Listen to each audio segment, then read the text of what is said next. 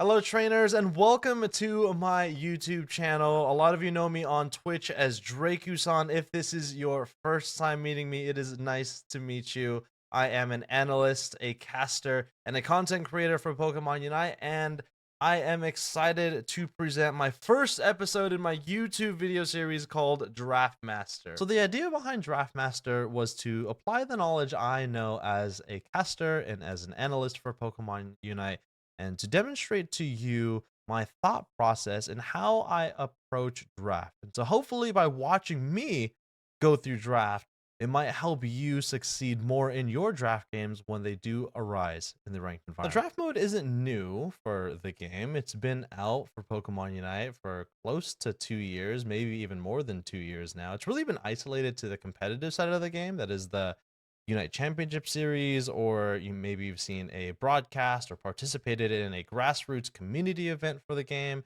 And it's taken till season 18, that's the season that we're on now, for the draft mode to finally be released for the ranked environment. Now, each episode of DraftMaster is going to feature a character in Pokemon Unite, but is generally going to have 3 components to it. Each episode of DraftMaster is going to start with a brief discussion on the featured character, the strengths and weaknesses of them in team compositions, and where they're currently sitting in the metagame of Pokemon Unite. The second part of each episode is pretty straightforward. It's going to be going through the draft, my thought process in the team selection screen, and of course the gameplay itself. It might feature 1 or maybe even 2 matches per episode. The third part of each episode, and I think the most important part that a lot of us probably don't do as often, is the analysis of the gameplay itself. What went well, what didn't go well for your team, and generally the reasons why your team won or lost at the end of the game. Now, this first episode isn't going to feature any gameplay, and it's going to be mostly discussion-based, because I think in order to succeed well in draft, we have to have a basic understanding of how the draft works. And so I guess we can call this episode 0, and let's talk about how the draft works in Pokemon Unite. All right, in this next part of episode 0, let's walk through a draft. And so I have a recording of a draft lobby pulled up here. We're going to go ahead and walk through it. I might pause and play the video to talk about a couple of things that you may or may not know about. So first things first, draft only is triggered if you are masters and have an elo of 1400 and above. For season 18, that is what it is. In the future, it might change to something else. It might change to be available to all players, might be available to only masters players, but at least for now, only Masters players of 1400 elo and higher. Now, before we get to talking about the different phases of draft, I first want to talk to you about the order in which the players are oriented. So I know this is mostly a solo queue draft lobby because I have a pretty high elo, and if it's all solo queue players, the person with the highest elo is always going to be at the top, with the person at the lowest elo, still above 1400, at the bottom. All right, but that is secondary. The game first looks at if there are any groups in the draft lobby. If there is a trio queue, that is always going to be the first 3 players. If there's a duo queue, they're going to be at the top of the list. If there are 2 duo queues, they're going to be placed at the top 4 positions here, with the highest elo duo in the top position, the next highest elo duo in the second, or I guess in the third and the fourth position, and then the solo queue player at the bottom. All right, this is going to be important to understand why you're placed in the position that you are. All right, let's go ahead and rewind the video just a little bit so we can go ahead and begin with our first phase of the draft, which is, of course, the ban phase. And before we get started with the ban phase, I first want to mention that your team will always be on the left side, this purple team here. But it doesn't mean that your team is actually going to be always the first to ban or the first to select their character. Right? Just to orient you properly, the character or the player that bans first, right? Here's Trainer Davey suggesting to ban this Metagross. The team that banned first is always going to be the team that selects the first character as well.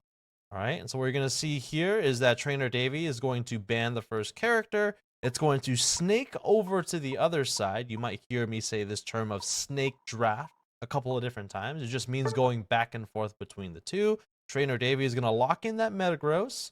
The other team is going to lock in their ban, which looks like it's going to be the Miraidon. And while this is all going on, you can also request for your team to ban a certain character. It doesn't mean that they are going to ban the character. It just means that, hey, I want to ban this character for whatever reason. It could be the other team is really good at this character, or this character might be overbalanced in general.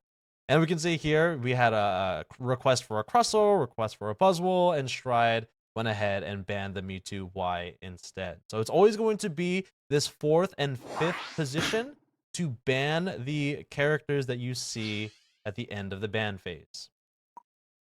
All right, and once the ban phase has completed and both teams have selected their pair of bans, it'll give you a summary screen of what characters cannot be used in this battle. As you can see here, my team selected Metagross and Mewtwo, and the opposing team selected Miraidon and Buzzwole. And following the ban phase, we're going to head on over to the next phase, which is the pick phase. This is the second phase of the draft. I also call this the snake draft as well, because it starts with one team, it snakes over to the other side, selects their first 2 characters, snakes over to the other side until all 5 characters are selected for either team. And as both teams start to make their selections, depending on where you are in the draft, there are a couple of options that you can do. Obviously, because I'm first pick here, I can communicate with my team, select which path I go, make some preliminary adjustments to my builds or to my emblems. You can also make recommendations. So all the communication tools that you use in the blind pick mode, you can also use here as well. All right, and so once again, let's go ahead and talk about the order of the draft. So one team selects their first character. The opposing team selects their first and second pick. This is the second pick team. Going back to the first pick team, they then select their second and third pick. Going over to the other team, they will then select their third and fourth pick after our second and third have been selected. And so while this is all going on, the teams are making adjustments to what the other team is making, right? So we aren't going to be talking a whole lot about the draft process here in terms of the adjustments that the teams are making, just going over how the draft screen works, right? And so the team that has selected first will go ahead and select their 4th and 5th pick. And with the second team, again, picking last, a lot of power is given to the first and last pick because they can make some really wild picks to make last-minute counter adjustments to the enemy team, and etc. And before I move on to the last phase of the draft process, I do want to give you the opportunity to see the exact order in which the players select their character. And again, this is in the orientation that the purple team, again, the left side team, that is your team, selects the first character. If the opposing team, the orange team, bans and selects their first character, this entire order will be vice versa. So remember that if you do take some time to look at the order. And the last and probably one of the most important points of the draft pick mode is that when one team selects a character, that also means the opposing team is unable to select that character. So, respectively, the opposing team is unable to select Umbreon, and then my team will be unable to select Sylveon, Glaceon, Talonflame, and etc. And last but not least, once the final character has been selected for the second pick team, we head on into the final phase of the draft process, step number 3, which is the preparation phase. This is your opportunity to make some final adjustments and lock in your preferred held items. Once again, all of the communication options are available. Select which lane you want to go to. One option that is not available in the blind pick mode is that you're able to switch characters with some of your allies. And this might not be so helpful, say in solo queue, where players or trainers want to play the character that they selected, but it might be a little bit more helpful in a duo or a trio queue, or if you happen to queue in to the lobby with someone that you know. And so not so helpful in solo queue, maybe helpful with your friends. Do always make sure you lock in your position to communicate with your team where you plan on going to start the game, and that is the draft process. And with that, trainers, that is going to bring us to the end of the first episode of the DraftMaster series. If you made it to this far in the video, thank you so much for watching the first episode. For the first few episodes, you can expect me to demonstrate some of the top meta picks. I'll explain why they are at the top of their respective classes. I will also demonstrate them in game, how powerful they can be in the team composition that you build. And of course, to end each game and to end each video, we'll be talking about what went well with the game, what didn't go well, what are some of the top macro plays that I really liked during the game, what I didn't like during the game.